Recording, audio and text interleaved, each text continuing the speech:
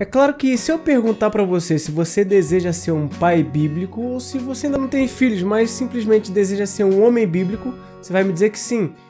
Mas eu te pergunto, você sabe realmente o que isso significa? Ou melhor dizendo, você sabe quais os passos precisa seguir ou o que você precisa aprender para ser um homem bíblico? Hoje eu vou te mostrar que esse assunto é bem mais profundo do que se pode imaginar. Se você tem esse desejo ou se você se relaciona com alguém e quer que ele aprenda a ser um homem segundo a Bíblia, fica comigo aqui até o final, porque esse vídeo é para você. A ideia aqui não é trazer os ensinamentos básicos que eu sei que você já tem, ou que você facilmente encontra pesquisando aqui na internet, ou então vendo aqui os vídeos aqui do canal sobre Gênesis, por exemplo. Vou até deixar o link aqui na descrição para você. Mas o que eu quero te trazer hoje é o que eu tenho certeza que você não vai encontrar com facilidade por aí não. Se não fosse assim, não teria a menor necessidade de eu estar gravando esse vídeo aqui, né?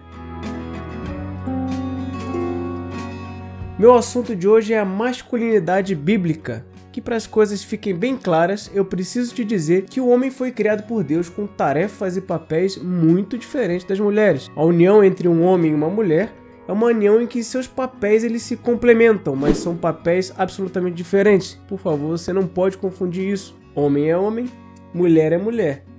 Isso parece óbvio, mas nos dias de hoje tem que ser explicado bem direitinho, né? Porque o pessoal anda tendo umas crises de identidade confundindo essas coisas por aí. Quando eu digo pai ou homem bíblico, eu estou fazendo referência a um homem que ama a palavra de Deus e governa a sua casa para a glória de Deus. Ele é um líder da sua família também. Mas é preciso que essa liderança ela siga alguns princípios, porque se for na direção errada, a tragédia é certa.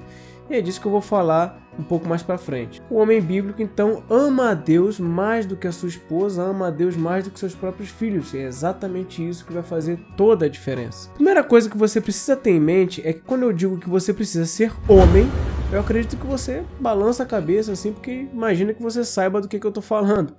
Mas eu quero que você avalie se a sua definição de homem é a mesma definição da Bíblia.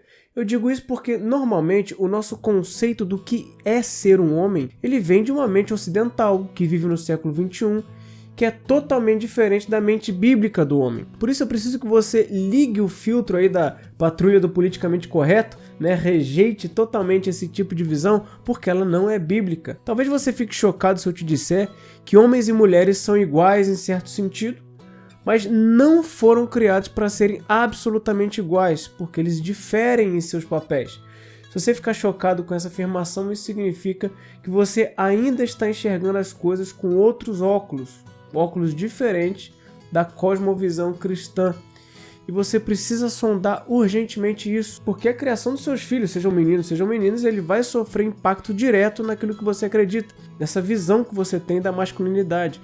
Seu relacionamento com a sua esposa também sofre impactos diretos por causa disso. E é por isso que você precisa ficar bem atento em relação a isso. E é por isso que você precisa ficar bem atento em relação a esse canal. Por isso, se inscreva aqui se você ainda não é inscrito e ative o sininho das notificações. Se você ainda não fez, confere aí se o sininho está ativado para você receber todas as notificações toda vez que a gente postar um vídeo como esse, tá bom? E se você gosta do nosso conteúdo e acredita que ele é relevante, não tem por que você não se inscrever no nosso canal. Então faça isso aí agora mesmo. Voltando ao assunto, eu preciso te dizer o seguinte. Hoje em dia é muito comum o seguinte pensamento, que as nossas meninas sejam criadas como pessoas que têm a mesma capacidade que o homem tem e que por isso devem exercer as mesmas funções que os homens exercem. Se isso soou comum a você, eu queria te dizer que não tem nada mais antibíblico do que isso. Me desculpa falar assim com tanta clareza. Porque é verdade que as mulheres elas têm a mesma capacidade, por vezes até maiores capacidades cognitivas que o homem. Eu não duvido disso. Aqui na minha casa, por exemplo, eu tenho um exemplo concreto disso. Quisera eu ter a metade da inteligência que a minha esposa tem. Só que eu não encontrei na Bíblia nada dizendo que ela deve exercer todas as funções que a sua capacidade permitir. Eu vou continuar usando o exemplo da minha esposa para poder ficar fácil de você entender. Ela vai ficar brava comigo, mas aí depois eu me acerto com ela, tá bom? Então, olha, eu tenho a plena convicção que se eu desse o bastão da liderança da nossa família para minha esposa, ela teria plenas capacidade de tocar o barco para frente. Não tenho dúvidas nenhuma da capacidade dela. Eu acredito que se um dia eu vier a falecer antes dela, é isso que ela vai fazer e isso seria feito da melhor maneira possível. Mas eu não estou falando do quanto ela é capaz. Essa condicionante ela não é bíblica, mas é muito comum as pessoas confundirem essas coisas. Aqui em casa a gente procura exercer as funções que nos cabem. Eu, pai, líder do nosso seio familiar, e ela, esposa ajudadora dessa liderança. Nós dois temos como alvo a liderança não para a glória própria, mas para que a nossa família se desenvolva para a glória de Deus. Se eu deixasse, ela tem a personalidade forte o suficiente para tomar a frente de tudo. Mas quando eu coloco a mão na frente dela, ela sabe que eu não faço isso por mim, mas porque nós temos papéis claros diante de Deus. E essa é uma estrutura que Deus criou, que quando ela não é obedecida, ela gera consequências. É como se você tivesse criado uma corda para pendurar uma carga de 10 quilos. Ela pode até parecer que tem a capacidade de segurar 20, mas se você fizer isso, ela até segura por um tempo, mas depois ela arrebenta. Ela consegue exercer um papel pelo qual ela não foi criada, mas essas não são as condições planejadas pelo seu criador. Então as consequências podem ser bem problemáticas, deu para entender? Então da mesma maneira, quando a mulher exerce as funções que não lhe são próprias, a tendência é que a estrutura familiar não encontre a harmonia ideal conforme planejada por Deus. A tendência é que as coisas desandem. Por isso que nós cristãos, a gente procura entender esses papéis para não sobrecarregar ou perverter nenhum deles. O pai bíblico ama sua esposa como Cristo amou a igreja e se entregou por ela. Isso significa dizer que o pai bíblico, ao mesmo tempo em que governa, ele também oferece a sua própria vida para sua esposa em amor. E a melhor maneira de se fazer isso não é amando a própria esposa diretamente, mas amando a Deus em primeiro lugar. Porque se o marido tentar amar sua esposa diretamente, o resultado vai ser um amor doentio, vai ser um amor tirânico e que inevitavelmente vai conduzir o relacionamento a uma relação onde um suga toda a energia emocional do outro. Por outro lado, a partir do momento em que a sua esposa for deixada manifestar os desejos do coração dela, ela vai buscar amar o marido mais do que todas as coisas, ao invés de Deus. E o resultado também vai ser trágico, ela vai querer ter um relacionamento sanguessuga, desgastando a relação e querendo apenas satisfazer os seus próprios desejos também. E o homem bíblico ele não pode deixar isso acontecer. E para que isso não aconteça, eu preciso te alertar para você estancar os seus ouvidos para tudo que você aprende nos filmes, nos jornais, nas novelas. Tudo vai estar encharcado de filosofias contrárias à Bíblia. Qualquer relacionamento amoroso encantado nos romances do cinema ou da Netflix, tudo vai estar encharcado de filosofias estranhas. E o problema é que essas filosofias estranhas ou essas filosofias psicológicas, elas também inundam as igrejas e a própria literatura cristã. Esse é o caso, por exemplo, de um livro que ficou muito famoso, ele vendeu muito, de um homem chamado Gary Chapman. Ele escreveu um livro chamado As 5 Linguagens do Amor, talvez você conheça esse livro. É um livro cheio de cosmovisão psicológica que enganou muito crente. Ele não tem nada de bíblico ali. Se você não leu esse livro, eu vou te explicar rapidinho. Para esse autor, as 5 linguagens do amor são essas aqui, ó. Palavra de afirmação, qualidade de tempo, presentes, gestos de serviço, toque físico. A teoria de Chapman é que se você der às pessoas o que elas desejam, elas tendem a retribuir. Ou seja, ele é perspicaz em perceber que as pessoas são cheias de desejos e quando elas têm seus copos da necessidade satisfeitos, elas tendem a retribuir. Só que ele oferece como solução um veneno para curar uma doença. Que as pessoas são cheias de necessidade, você não precisa ser muito hábil para saber, basta você entender a teoria do pecado original. Mas viver para satisfazer os desejos do marido ou da esposa, para conseguir uma retribuição emocional, isso é totalmente o inverso do amor incondicional ensinado pela Bíblia. No primeiro momento, as dicas que ele passa podem até parecer que funcionam, mas não é porque momentaneamente algo funcionou que necessariamente é bíblico. Por exemplo, se você tiver um filho mimado, aí ele faz um showzinho lá no shopping porque ele quer um presente. Se você der o presente para ele, ele vai parar de chorar e vai retribuir com um longo abraço carinhoso em você. Mas isso não significa que você tomou a atitude e a decisão correta. Pelo contrário, você só alimentou os desejos egoístas dele, alimentou o pecado do coração dele. Agora troca esse exemplo e no lugar da criança mimada, coloca a esposa ou o marido chorão. É a mesma coisa. Não é pelo fato dele ter retribuído com um sorriso diante de um presente que isso seja sinal de que o pecado do coração dele foi transformado. Pelo contrário, foi alimentado. Com isso eu não estou querendo dizer que você não deve agradar o seu marido ou sua esposa nunca. Nada disso. Você tem que discernir um momento propício para isso e que isso sejam momentos frequentes e duradouros sim. Mas eu estou fazendo referência a um conceito mais amplo para que você entenda os problemas do nosso coração, entendeu? Mas é que quando as pessoas leem um livro desses, elas se identificam com aquelas coisas que ele fala e aí elas acham que tudo aquilo é certo, porque parece que ele descreveu exatamente como as coisas são. Mas não é por aí. Esse princípio do Chapman também está naquele livro Como Fazer Amigos e Influenciar Pessoas. Você conhece esse livro? Já leu ele? Começou a seguir as dicas dele? Se já tiver lido, me conta aqui nos comentários. Legal, ele pode até ser útil para o seu objetivo de fazer amigos, mas o que ele fala sobre abandonar suas necessidades e fazer as vontades de Cristo? O que ele fala sobre morrer para si mesmo e viver para a glória de Deus? Absolutamente nada. Pelo contrário, ele vai influenciar o seu coração não a ter amigos, mas a ter reconhecimento, ter sucesso, ser benquisto pelos homens. E isso não é um caminho nada útil para a sua santidade. Talvez esses ensinamentos sejam úteis para você ser reconhecido, para você ficar rico, mas eles não têm nada a ensinar sobre o reino de Deus. Simples assim. Um pai bíblico não ama a sua esposa e seus filhos e nem se relaciona com eles utilizando métodos para que eles retribuam o seu amor. Não, o pai bíblico ele simplesmente ama.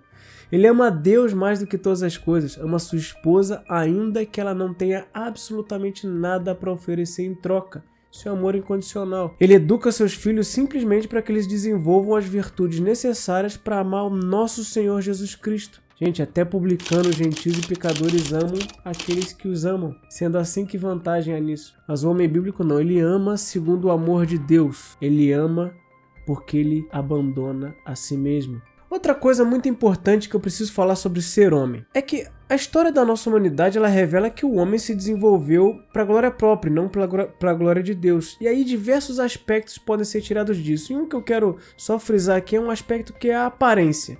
Homem e mulher, eles têm uma feição criacional totalmente diferente um do outro, isso não é à toa.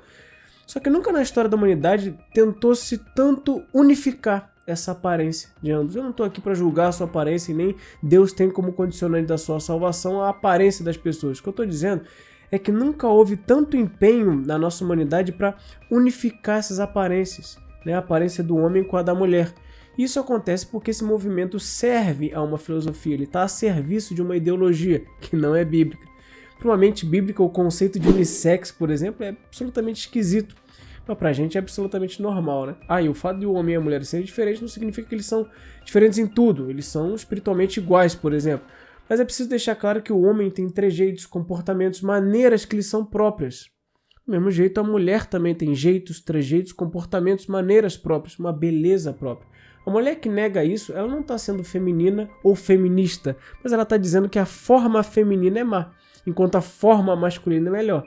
Se ela prefere abandonar a forma e o jeito feminino para se vestir e se comportar como homem, o que ela está fazendo, na verdade, é o inverso daquilo que ela professa. Ela quer ser feminista, mas acaba sendo machista, né? Com a boca ela grita uma coisa, mas com seus atos, com sua aparência, ela diz que a forma masculina é melhor. Nesse sentido, seguir as tradições não é uma coisa ruim, como se aparenta. Você pode pensar, não, mas por exemplo, as cores, né? Dizer que azul é cor de homem, rosa é cor de mulher, isso é só uma questão de tradição, é só um conceito social inventado. Bem, digamos que esse seja um conceito social inventado. Digamos que a nossa tradição diga que azul é cor de homem, rosa é cor de menina. E daí? E daí que isso é uma tradição. Sendo uma tradição, por que essa necessidade de romper com uma tradição? Será que uma tradição é ruim? Será que uma identificação de uma cor com determinado gênero, isso é uma coisa retrógrada? Não. O simples fato de uma tradição ter convencionado uma coisa para um gênero, você querer romper com isso é só uma rebeldia tola de um adolescente fingindo ser adulto para que possa dizer que não segue padrões. Mas a base da nossa sociedade, ela se regula, ela se erige e ela progride baseada em padrões e tradições que são respeitadas e seguidas para nos dar um norte, para nos dar uma direção. A vontade de querer sempre estar rompendo com esses padrões é o que faz com que a nossa sociedade se desintegre. Você seguir uma tradição, seguir um padrão, é sinal de que você quer uma norma para a sua sociedade. E isso é bom, isso é natural. O antinatural seria você ter uma tradição, uma convenção de algo que é para um homem e você querer romper com isso e seguir em outra direção. Isso poderia ser qualquer outra coisa. Digamos que a nossa sociedade tenha colocado como um conceito de que o verde é a cor do homem. Tudo bem, se a sociedade entende que o verde é a cor do homem, romper com isso seria um movimento de rebeldia antinatural e absolutamente desnecessário. A não ser que você esteja seguindo uma filosofia, uma ideologia que goste da revolução, que goste da rebeldia, que quer romper e destruir todos os padrões. Para chegar onde? Para chegar em qual lugar? Eu não sei. Eu mesmo prefiro seguir padrões que me caracterizam como homens. Assim eu visto roupas de homens, não calças apertadas como as de mulher, que a maioria das pessoas entenda que aquilo não é homem, eu não vou seguir aquilo. Porque eu gosto de seguir padrões que me identificam como homem. Mas aparências à parte, é preciso deixar claro que ser homem não é só um aspecto físico externo, mas é uma questão de disposição mental também. O projeto divino para o homem ele vai muito além de uma barba, mas ele fala ao coração. Faz parte da masculinidade bíblica honrar o seu Deus e ser o provedor espiritual e físico da sua família. Você já percebeu como os jovens de hoje eles querem brincar de ser homens? Eles querem ter relações sexuais com as suas namoradas, mas nem pensam em assumir as verdadeiras responsabilidades de um homem. Eles querem a parte mais fácil e prazerosa, e isso está longe do projeto divino para um verdadeiro homem. O homem bíblico é um homem provedor. O homem bíblico também cria seus filhos para a glória de Deus. Costumo dizer que a criação de filhos elas tem que ter como base 2 pilares, o amor e a autoridade. Experimente criar seus filhos só com um deles, eu digo que você não vai criar filhos, você vai criar monstros. Se você tentar apenas amá-los, você não vai conseguir fazer isso com amor verdadeiro. Você vai criar uma espécie de redoma protetora nos seus anjinhos e vai fazer com que eles cresçam fracos, delicados demais para enfrentar o mundo cruel como ele é. Por outro lado, se você experimentar apenas impor a sua autoridade, você vai criar filhos traumatizados, infelizes, cheios de complicações no campo emocional. O pai bíblico não é tirano, mas ele educa as virtudes dos seus filhos mirando o amor de Deus, colocando sua autoridade no devido lugar. Você vê isso muito bem desenvolvido no livro de Provérbios, quando o pai do filho meu, ele chama as leis de Deus de minhas leis, não por tirania, mas para ensinar aos filhos a verdadeira sabedoria, na medida perfeita do equilíbrio entre o amor e a autoridade, da disciplina, do carinho. Seja uma bronca, seja um abraço, sempre com o mesmo objetivo, temor a Deus, a glória de Deus.